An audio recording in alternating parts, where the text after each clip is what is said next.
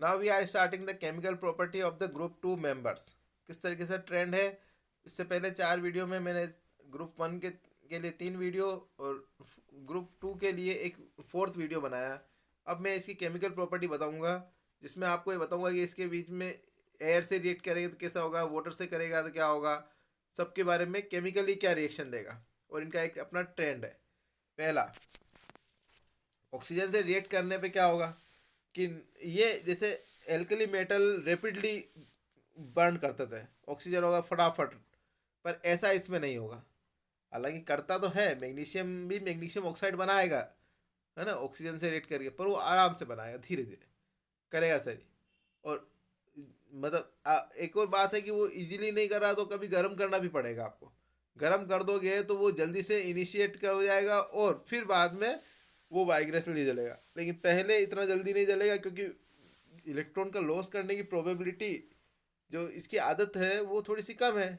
इसके जो इलेक्ट्रॉन्स है वो पेयरिंग में रहते हैं, एल्कली मेटल का तो फ्री रहता है, एक फटाफट निकल जाएगा, इसमें तो पेयरिंग में है, थोड़ा सा इसकी बाउंडेशन है, स्ट्रॉन्ग बॉन्ड है, तो इतना जल्दी नहीं करेगा जितना एल्कली मेटल करता है, पर कर लेगा, है ना। जैसे मैग्नीशियम है तो क्या करेगा, मैग्नीशियम मैग्नीशियम ऑक्साइड बना देगा,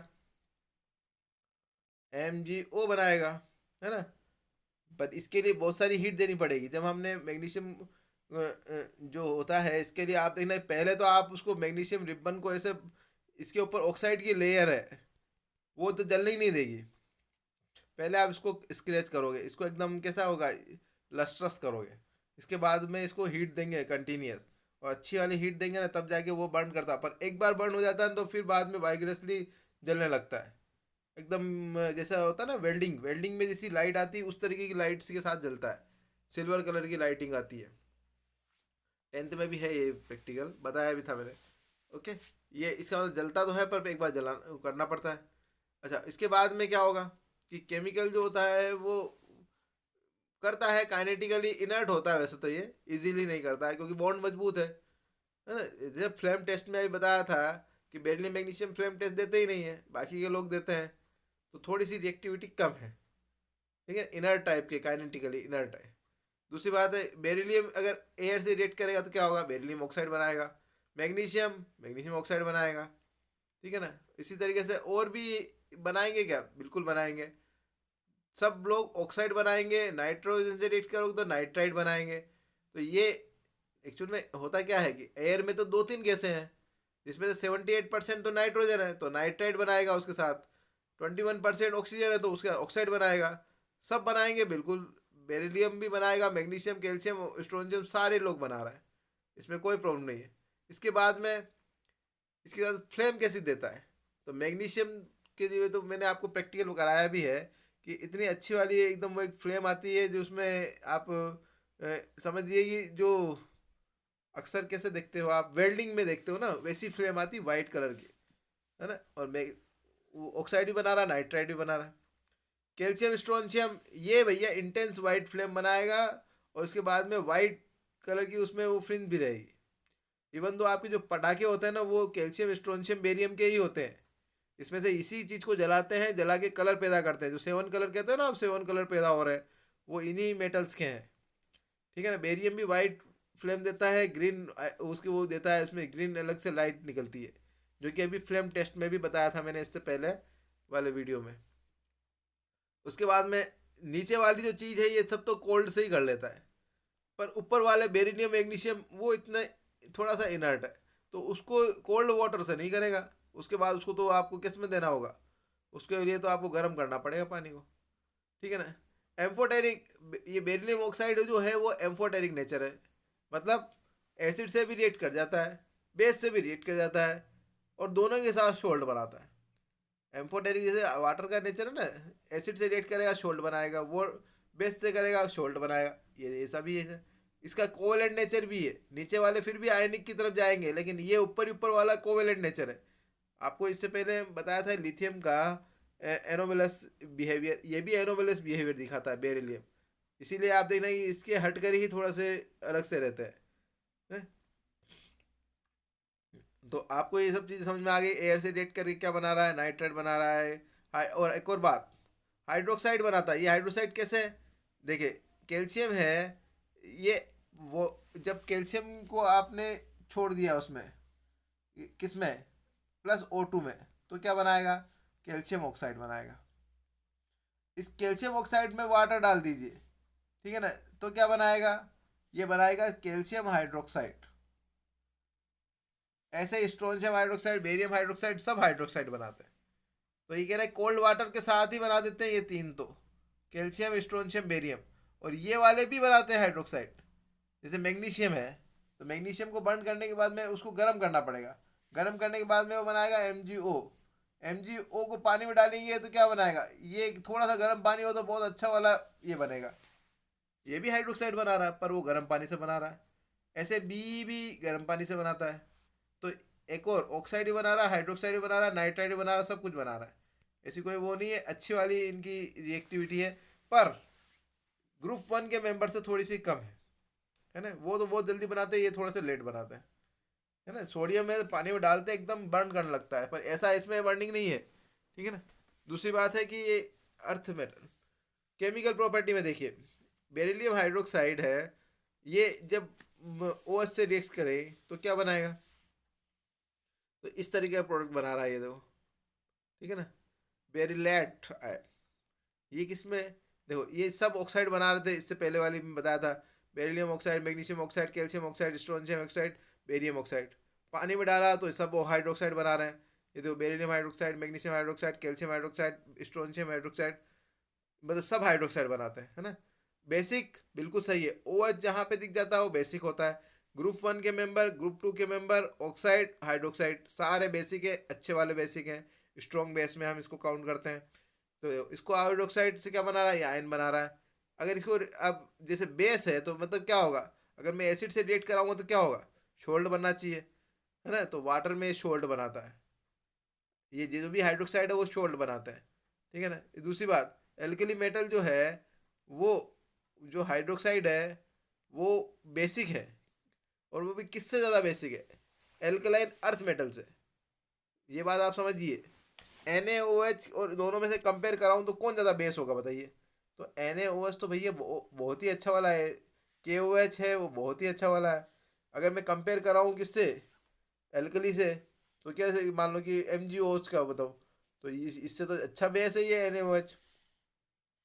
कैल्शियम हाइड्रोक्साइड, इससे तो अच्छा ही बेस है। तो ये वाली चीज़ें इससे अच्छी बेस है, तो इसलिए लिखा हुआ है कि ग्रुप 1 वाले ज़्यादा अच्छा बेस है, इसमें कोई प्रॉब्लम नहीं। उसकी रिएक्टिविटी तो फास्ट है ग्रुप 1 के। दूसरी बात, बेरियम एक्सेप्शनल केस बताता है, बिल्कुल सही है। कैसे बताएगा, हाइड्रोजन से रिएक्ट करेगा, हाइड्रेट बनाएगा, सही है, हीटिंग पे बना देगा, जैसा कि ग्रुप 1 वाले बनाते हैं। ये देखो barium chloride, lithium aluminium hydride, ठीक है ना। ये रिड्यूसिंग एजेंट ही है, ये हाइड्रोजिनेशन कराने के लिए हम ये लिथियम एल्यूमिनियम हाइड्राइड को यूज़ करते हैं, ठीक है ना। बेरियम हाइड्राइड बनाया। इस हाइड्राइड के 2-4 नेचर है, बताता हूँ आप। इसके पानी के साथ डालो तो हाइड्रोक्साइड बना देगा, ठीक है ना। और Mg2+ स्मॉल साइज होता है, स्मॉल साइज है, इसका मतलब ये सब मैंने आपको अभी बताया था। जैसे आपको लिथियम की बात करी थी, तो नीचे वाले सब आयनिक बॉन्ड बना रहे थे, यहाँ भी ऐसा ही है। पर Mg और B, ये दोनों का साइज होता है छोटा, तो ये अपने इलेक्ट्रॉन को लूज नहीं करते हैं। स्मॉल साइज जहाँ पे आ जाएगा समझ लेना कि इलेक्ट्रॉन लूज नहीं करेगा। इलेक्ट्रॉन लूज नहीं करेगा तो आयनिक बॉन्ड नहीं बनेगा, फिर आपको देखना है कोवेलेंट बॉन्ड बनेगा। तो मैग्नीशियम हाइड्राइड ये कोवेलेंट नेचर का होता है ना। बेरियम हाइड्राइड ये भी कोवेलेंट नेचर का है। पर नीचे वाले तीन ये आयनिक, क्यों, लूज कर देता है इलेक्ट्रॉन। वो इलेक्ट्रॉन लूज क्यों करना चाहता है, कैल्शियम तो क्या चाहता है कि भैया मेरे तो भैया 2882 है, वो कह रहा है इसको इलेक्ट्रॉन को ले जाओ तो मैं तो फटाफट Ca2+ में कन्वर्ट होना चाहता हूँ भैया। ये फटाफट केटाइन में कन्वर्ट होगा, और इसके जो 2 इलेक्ट्रॉन लूज किए, इसको अगर मान लो कि किसी ने ले लिए, तो वो फटाफट एनाइन में कन्वर्ट होगा। केटाइन और एनाइन के बीच में आयनिक बॉन्ड बनेगा, तो नीचे वाले सारे आयनिक बॉन्ड बनाएंगे। जैसे CaCl2, है ना, जैसे CaCl2 में क्या है, Cl-, फटाफट क्लोरीन ने लिया CaCl2 बनाया, और आयनिक बॉन्ड बना। तो नीचे वाले लूज करना पसंद करते हैं क्योंकि साइज बड़ा हो गया। अब इसमें प्रॉब्लम किसने क्रिएट की, इसने की न्यूक्लियस ने। पहला 2, यहाँ का इलेक्ट्रॉन को इलेक्ट्रॉन न्यूक्लियस नहीं छोड़ता, इवन दो मैग्नीशियम में यहाँ पर है तो भी नहीं छोड़ रहा है, KLM शेल में भी नहीं छोड़ रहा है। उसके बाद में इलेक्ट्रॉन पर न्यूक्लियस का कब्जा नहीं रहता है, या कब्जा बहुत कम हो जाता है तो वो आराम से वो निकलने लगता है। जैसे कैल्शियम में निकल जा रहा है, स्ट्रोंशियम में तो और निकलेगा क्योंकि अब तो सेल और बड़ा हो गया। बेरियम में और बड़ा सेल हो गया तो और जल्दी निकलेगा, जितना जल्दी निकलेगा उतना मेटेलिक कैरेक्टर बढ़ेगा, उतना जल्दी आयन बनाएगा और उतना ही अच्छा आयनिक बॉन्ड बनेगा। ये सब चीज़ें आपस में रिलेटेड है।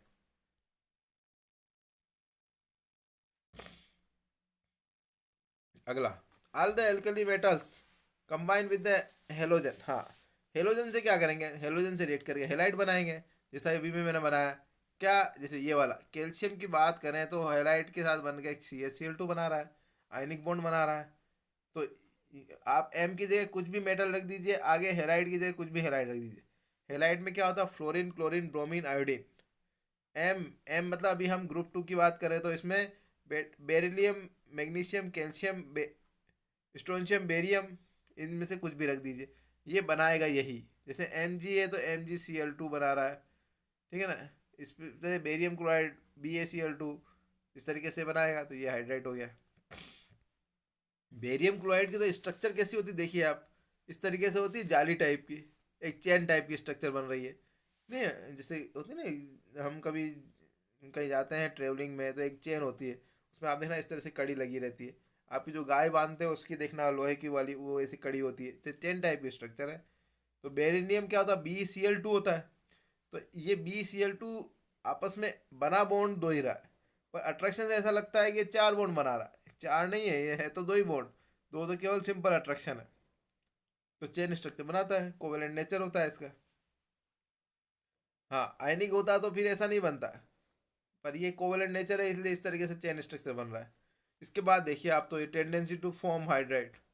देखो हेलाइड जो होता है वो हाइड्रेट पानी फटाफट, MgCl2 जो लेब में पड़ा रहता है फटाफट पानी को एब्जॉर्ब करता है। और नीचे की तरफ जाके देखिए जिसका छोटा साइज होता है उसकी हाइड्रेशन एंथैल्पी ज़्यादा होती है, इसका मतलब ज़्यादा पानी को एब्जॉर्ब करेगा। देखो मैग्नीशियम ने 8 वाटर के मोलिक्यूल को अपने क्रिस्टलाइजेशन में ले रखा है, ज़्यादा हाइड्रेटेड है। नीचे की तरफ देखिए 6 हो गए, फिर 6 है, फिर 2 ही रह गए, मतलब नीचे की तरफ जा रहे हो तो हाइड्रेशन, जो हेलाइड का जो हाइड्रेशन है ना, वो कम होता जा रहा है। सब में देखिए आप हेलाइड यूज कर रहा है। इधर देखिए ग्रुप 2 के मेंबर्स हैं, और नीचे की तरफ देखिए 8, फिर 6, 6, 2, मतलब नीचे जाने पे क्या हो रहा है, हाइड्रेटेड वाटर की क्वांटिटी कम होती जा रही है। तो हम क्या बोलेंगे, tendency to form halide hydrate decreases. ठीक है ना, नीचे जाओगे तो टेंडेंसी टू फॉर्म हेलाइड, नीचे की तरफ जाओगे तो कम होती जाएगी। ये आपको याद रखना है, चेन स्ट्रक्चर याद रखनी है कि BeCl2 की स्ट्रक्चर कैसी होती है, ये चेन लाइक होती है।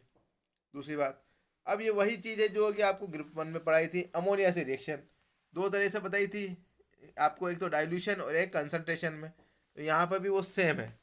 क्या है कि अमोनिया, आपने सोल्यूट को अमोनिया में डाला, तो यहाँ पर आप क्या देखना है, अमोनिया जो होता है वो क्या करता है, वो फटाफट H+ नहीं देता है। तो उससे क्या हो जाएगा, अगर ये H+ दे दे तो ये M से M+ बनेगा, उसके बाद में जो इलेक्ट्रॉन आएगा, ये इलेक्ट्रॉन इसमें आपस में क्लब करके ये हाइड्रोजन बना रहा था, और ये हाइड्रोजन और हाइड्रोजन आपस में मिलकर H2 बना रहा था। तो यहाँ पर जो फ्री इलेक्ट्रॉन था वो खत्म खत्म हो जा रहा था। ये कब हो रहा था, जब हाइड्रोजन पानी में घोल रहे थे। पर अमोनिया के आने के बाद में H+ आता ही नहीं है, तो ये इलेक्ट्रॉन फ्री फॉर्म में ही रहता है। और ये जो फ्री फॉर्म में इलेक्ट्रॉन होता है उसको हम इस तरीके से लिखते हैं, ये अमोनिएटेड, इसको बोलते हैं अमोनिएटेड इलेक्ट्रॉन्स। और एक और मेटल जो कि ये प्लस बनाया हुआ है, इसके साथ में जो अमोनिया जुड़ा है इसको बोलते हैं अमोनिएटेड आयन। ठीक है ना, अमोनिएटेड आयन। और ये वाला इलेक्ट्रॉन जो बना है किससे, लॉस ऑफ इलेक्ट्रॉन, इसने लॉस किया इस इलेक्ट्रॉन को, इसको बोलते हैं अमोनिएटेड इलेक्ट्रॉन। और यही इलेक्ट्रॉन कहता है कि कलर, इसी फ्री इलेक्ट्रॉन के कारण से कलर होता है, इसी फ्री इलेक्ट्रॉन के कारण से पैरामैग्नेटिज्म होता है, और इसी फ्री इलेक्ट्रॉन के कारण से मतलब आपके उसमें इलेक्ट्रिक कंडक्टिविटी होती है ना। आप हम अभी फिजिक्स में पढ़ते हैं तो conductivity of electricity due to free electron, तो यह वही फ्री इलेक्ट्रॉन्स है। कोई छोड़ेगा तभी ना इसका इलेक्ट्रॉन फ्री होगा, तभी ना इसकी कंडक्टिविटी रहेगी, और तभी ना उसकी कलर्स आएगा, और उसका पैरामैग्नेटिज्म रहेगा। ये आपको फर्स्ट वाले में तो खूब अच्छे से बताया था। तो यहाँ क्या लिखा है देखिए, इंपॉर्टेंट बात समझिए, जब तक इलेक्ट्रॉन फ्री होगा तब तक तो ये ठीक है। जैसा कि इसमें लिखा है कि like alkali metal, alkaline earth metal dissolve होता है लिक्विड में, और बाद में डीप ब्लू कलर देता है, डीप ब्लू ब्लैक सॉल्यूशन देता है। तो इसका मतलब वो सॉल्यूशन जो कलर आ रहा है वो इस कारण से आ रहा है। और ये फ्री कैसे हुआ, क्योंकि इसने H प्लस दिया ही नहीं। H प्लस दे देता तो ये इलेक्ट्रॉन फ्री ही नहीं रहता। अभी फ्री है, कोई बात नहीं है, तो इसके कारण से इसका डीप ब्लू, है ना, ब्लू ब्लैक कलर है। और पैरामैग्नेटिज्म बिल्कुल पैरामैग्नेटिज्म है ये, ठीक है ना। और कंडक्टिविटी, हाँ बिल्कुल कंडक्टिविटी है, इलेक्ट्रिक कंडक्टिविटी भी रहेगी, पैरामैग्नेटिज्म रहेगा, कलर भी अच्छा रहेगा। ये तीनों चीज़ें इसी इलेक्ट्रॉन के कारण है, अमोनिएटेड इलेक्ट्रॉन बोलते हैं इसको। अच्छा, कॉम्प्लेक्स कैसा बनाएगा, बहुत ही मतलब थोड़ा सा स्टेबल कॉम्प्लेक्स बनाता है ये। कॉम्प्लेक्स मतलब बहुत मतलब कुछ जैसे अभी बताएंगे आपको, क्लोरोफिल बहुत मतलब अच्छा एक कॉम्प्लेक्स स्ट्रक्चर बना रहा है, एक दूसरे से मिलकर बहुत बड़ा जटिल टाइप की स्ट्रक्चर बना रहा है। और उस केस में क्या हो रहा है, इनके बीच में फोर्स बहुत मजबूत रह रहा है, और ये बहुत करके फिर इसीलिए तो लॉन्ग चेन बना दिया। जैसे एग्जांपल देखिए कि, और ये कर क्यों रहा है, कि इसका कारण है कि इसका साइज छोटा है और चार्ज इसमें ज़्यादा है। चार्ज भी ज़्यादा होना है, और देखो ये है किसका, मैग्नीशियम। ये एक क्लोरोफिल की स्ट्रक्चर है, देखो एक मैग्नीशियम इसके सेंटर में है। इसके बाद देखिए कितनी कॉम्प्लेक्स स्ट्रक्चर बना रहा है, इसको बोलते हैं कॉम्प्लेक्स प्रोडक्ट, है ना। ये stable tendency to form stable complex, इस तरीके से स्टेबल बना रहा है और थोड़ा सा कॉम्प्लेक्स नेचर बना रहा है, ठीक है ना। ये ऐसा बनाने के इनकी इन थोड़े से नेचर में है। अब आया है बेरिलियम का कॉम्प्लेक्स, जो किस तरीके से ये बेरिलियम अपने आप को थोड़ा सा दूसरों से अलग करता है। उसके चार कारण हैं। पहला कारण, अपने ग्रुप के अकॉर्डिंग बात करें तो सबसे छोटा साइज इसी का ही है, क्योंकि नंबर वन पे ये है, ठीक है ना। दूसरी बात, एटॉमिक साइज किसी, ये भी छोटी है। आयनिक साइज वो भी सबसे छोटी है। एंथैल्पी, जब छोटा साइज होगा तो इलेक्ट्रॉन निकालने में जोर नहीं आएगा, तो सबसे ज़्यादा आयनाइजेशन एंथैल्पी, मतलब energy required to remove outermost electron, loosely bounded electron in the gaseous phase, उसको निकालना बेरिलियम का सबसे मुश्किल काम है, ज़्यादा एनर्जी देनी पड़ेगी तभी निकलेगा। नीचे वाले की साइज बड़ी है तो वो इजीली निकल जाएगा। तो बेरिलियम की हाई आयनाइजेशन एंथैल्पी रहती है। इलेक्ट्रोनेगेटिविटी, इसमें भी कोई समझाने की बात नहीं है, अप टू डाउन जाओगे इलेक्ट्रोनेगेटिविटी घटती है। मतलब सबसे ज़्यादा किसकी हैगी, सबसे ऊपर, सबसे ऊपर कौन है, बेरिलियम। डी ऑर्बिटल तो शुरू ही 21 से शुरू हो रहे हैं स्कैंडियम से, तो ये तो भैया बेरिलियम तो 4 है, 4 एटॉमिक नंबर पे कहाँ शुरू होगा, और उसके आसपास कहीं वैकेंट नहीं है। तो ये चार कारण है जिसी कारण से ये एनोमलस बिहेवियर दिखाता है बेरिलियम। छोटा साइज, आयनाइजेशन एंथैल्पी ज़्यादा होना, इलेक्ट्रोनेगेटिविटी ज़्यादा होना, और वैकेंट डी ऑर्बिटल का नहीं होना, इसी कारण से ये एनोमलस बिहेवियर है ना। कौन कौन से दिखाता है ये देख लीजिए, कि सबसे पहली बात, बेरिलियम जो है वो मैग्नीशियम से भी लाइटर है। सही बात है, छोटा सा होगा तो वो लाइटर तो होगा ही, ठीक है ना। बॉइलिंग पॉइंट, मेल्टिंग पॉइंट बहुत ज़्यादा है। क्यों ज़्यादा है भैया, ये साइज कितना छोटा है। जब छोटा साइज होगा केटायन का, तो फेजान रूल कहता है कि इस तरीके से एनायन को पोलराइज करेगा, अच्छी वो इसके अंदर वो होगी, बॉन्डिंग होगी, टूटेगा नहीं। दौड़ना चाहते हो तो ज़्यादा एनर्जी चाहिए, तो हाँ, मेल्टिंग पॉइंट भी बढ़ेगा, बॉइलिंग पॉइंट भी बढ़ेगा। बेरिलियम डजोन पानी से रिएक्ट करता है क्या, नहीं करता है।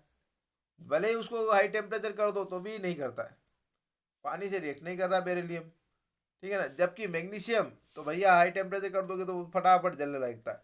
और मैंने आपको बताया भी था कि हमने मैग्नीशियम वायर को जलाया था, तो ज़्यादा टेम्परेचर करो तो ये आप देखना वेल्डिंग की तरह वाइट कलर की फ्लेम देता है और जलता है, पर बेरिलियम फिर भी नहीं जलता है।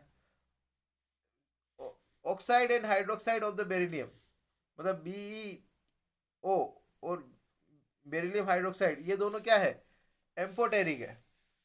और बाकी के लोग क्या हैं, बाकी भैया बेसिक है केवल। मैं अगर मान लो कैल्शियम हाइड्रोक्साइड की बात करूँ तो ये बेसिक नेचर बताता है, न कि एम्फोटेरिक, ठीक है ना।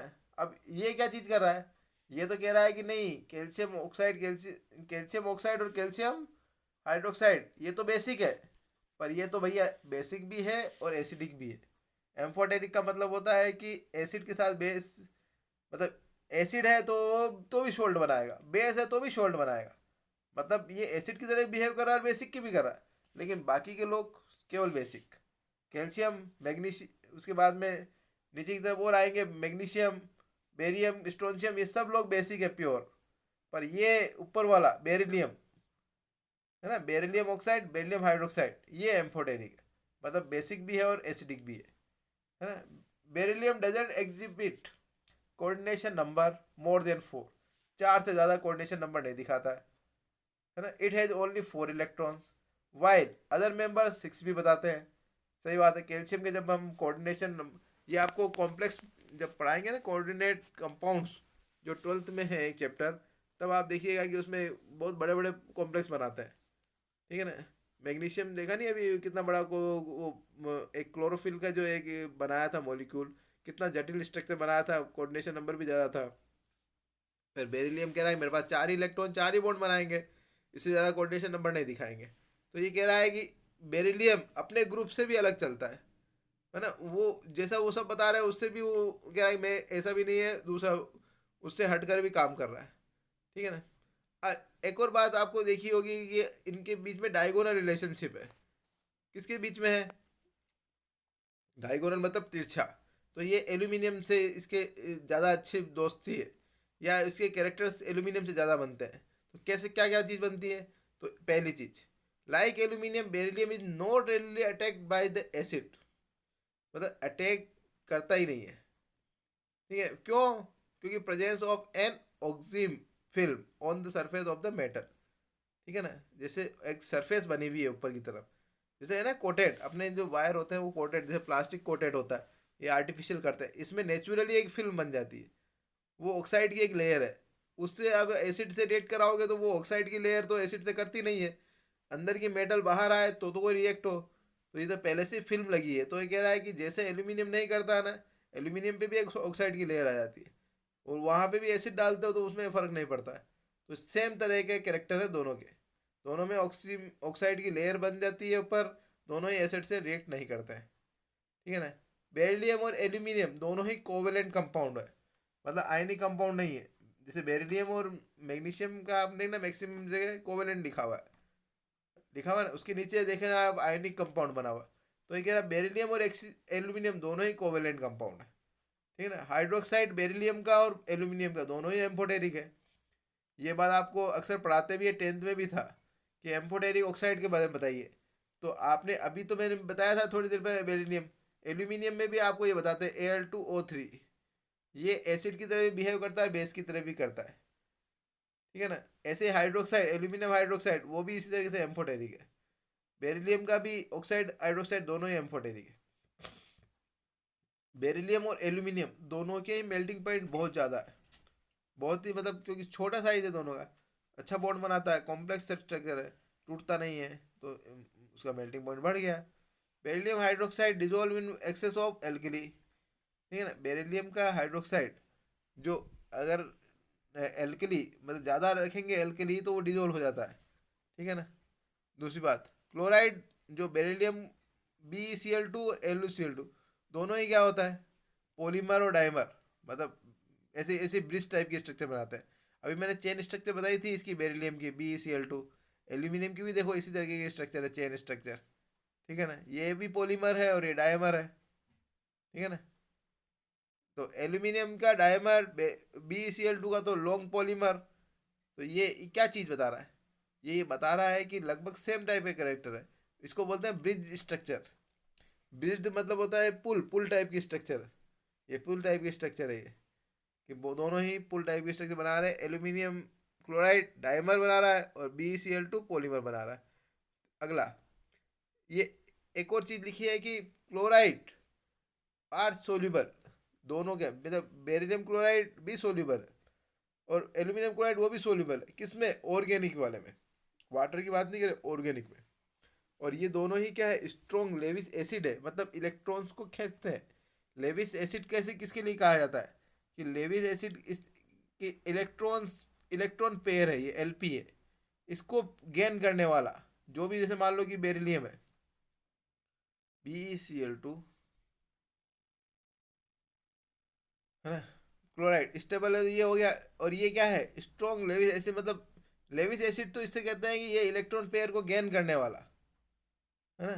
तो वो कौन है, BeCl2 गेन कर लेता है। ऐसा क्यों कर लेता है, उसका कारण है कि बेरिलियम के पास में टोटली कितने होते हैं आउटर मोस्ट शेल में, कि hydrogen helium lithium beryllium, outermost shell में 2 इलेक्ट्रॉन्स हैं। 2 इलेक्ट्रॉन से बॉन्ड बनाएगा तो 2 और इलेक्ट्रॉन आए, तो टोटल हुए इसके पास में 4 इलेक्ट्रॉन। ऑक्टेट तो हुआ नहीं। तो इसी तरीके से अगर वो 2 LP ले ले तो उसको तो पास में कितना हो जाएगा, टोटल 4 तो थे ही इसके पास, 4 LP से हो जाएंगे तो टोटल 8 हो जाएंगे। तो आपके पास में अगर स्मॉल साइज होते हैं तो आपके पास में एक पावर होता है कि किसी के इलेक्ट्रॉन्स पेयर को खींच सकते हो। जो खींच सकता है वो लेविस एसिड की तरह बिहेव करता है। इसीलिए एलपी को खींचने वाला लेविस एसिड है, इसीलिए यहाँ लिखा हुआ है कि ये लेविस एसिड की तरह बिहेव करता है। ठीक है ना। एल्यूमिनियम क्लोराइड, वहाँ पे भी वही चीज़ है कि एल्यूमिनियम क्लोराइड, इसकी जगह मैं क्या करूँगा, AlCl3। अब टोटल इसके पास बॉन्डेड इलेक्ट्रॉन कितने हुए, 6 हुए। 3 तो एल्यूमिनियम के, 3 क्लोरीन से लिए 6 हो गए। अभी भी एक एलपी इसको कोई दे दे तो ये लेने को तैयार है, तो ये भी एक एलपी लेता है। तो जो एलपी लेने के लिए कैपेबल होता है ना, उसको बोलते हैं लेविस एसिड। तो AlCl3 भी लेविस एसिड है। और यहाँ पे 2, इसमें एलपी के 2 और आ जाएंगे तो टोटल हो जाएंगे 8, तो ऑक्टेट कंप्लीट हो जाएगा। जिसके पास इलेक्ट्रॉनिक कमी होती है ना, वही लेविस एसिड की तरह बिहेव करता है। लेकिन उसके लिए उसके पास में उसको खींचने का पावर होना चाहिए, स्मॉल साइज होना चाहिए। और जो अपने जो न्यूक्लियस होता है ना, वो इलेक्ट्रॉन को खींचता है। तो स्मॉल साइज होगा तभी ना इलेक्ट्रॉन को अपनी तरफ खींचेगा ये वाला। तो इसके अंदर पावर जनरेट करता है इलेक्ट्रो, वो इसका स्मॉल साइज। तो यहाँ तक आपको ये समझा दिया है कि लेविस एसिड, बेरिलियम और aluminium ion have strong tendency to form complexes. देखो दोनों ही कॉम्प्लेक्स बनाते हैं, देखो ना ब्रिज स्ट्रक्चर बनाए इसी तरीके से कॉम्प्लेक्स भी बनाते हैं। तो इन दोनों की ही आदत होती है कॉम्प्लेक्स बनाने की। ठीक है। अब इनके काम क्या क्या है, बेरिलियम जैसे लिथियम से एलॉय बन रहे थे, बेरिलियम से भी एलॉय बना रहे हैं, है ना, एलॉय बनाने के काम आते हैं। मैग्नीशियम, आपके रोज जो ब्रश करते हो तो आपके वो जो टूथपेस्ट है वो क्या चीज़ है, वो मैग्नीशियम के ही सोल्ट है, मैग्नीशियम हाइड्रोक्साइड। इसी तरीके से उससे हो क्या रहा है, आपके जो ये बेसिक इन नेचर होता है, बेसिक नेचर होता है, तो वो आपके जितने मुंह में एसिड, आपके आप जैसे खाना खा के आप सोइए, आपके मुंह में क्या होता है कि जितना भी खाना जो होता है ना, जो दांतों के बीच में जो खाना है, वो वहाँ पे क्या होगा, बैक्टीरिया ग्रोथ करेगा और इसके बाद में ये एक एसिड बनाएगा। और ये एसिड जब मैग्नीशियम का जो हाइड्रोक्साइड यूज़ करते हो, तो ये है बेस। और ये बेस और ये दोनों एसिड, ये आपस में क्या होगा, आपस में न्यूट्रलाइजेशन रिएक्शन होगी और इससे बनेगा सॉल्ट एंड वाटर। ये न्यूट्रलाइजेशन रिएक्शन हुई, तो ऑब्वियसली इसमें हो क्या रहा, एसिड तो खत्म हो गया ना। जैसे हम जो कहते हैं ना, ये दांत खराब हो जाते हैं, टूथ डिके हो जाना, ये सब होता है किससे, इसके बीच में एसिड बनता है, उसके कारण से वो होता है। वो एक खाने के अंदर बैक्टीरियल का इन्फेक्शन होता है तब एसिड बनता है। और अगर आप ब्रश नहीं करेंगे तो बेस उसको न्यूट्रलाइज नहीं कर पाएगा, तब आप देखना मुंह में अजीब सी वो एसिड खट्टा खट्टा सा रहेगा, कुछ गला रहेगा, बैक्टीरिया ग्रोथ करेगा, सड़ेगा, बदबू आएगी। इन सब के लिए कौन है, टूथपेस्ट काम का है। वो मैग्नीशियम से बना है, मैग्नीशियम हाइड्रोक्साइड से बना है। मैग्नीशियम फोम, एलोई बनाता है मैग्नीशियम भी, जैसे बेरिलियम बना रहा है। और जैसे एल्यूमिनियम, जिंक, मैग्नीज, टिन, इनके साथ में मैग्नीशियम भी बनाता है।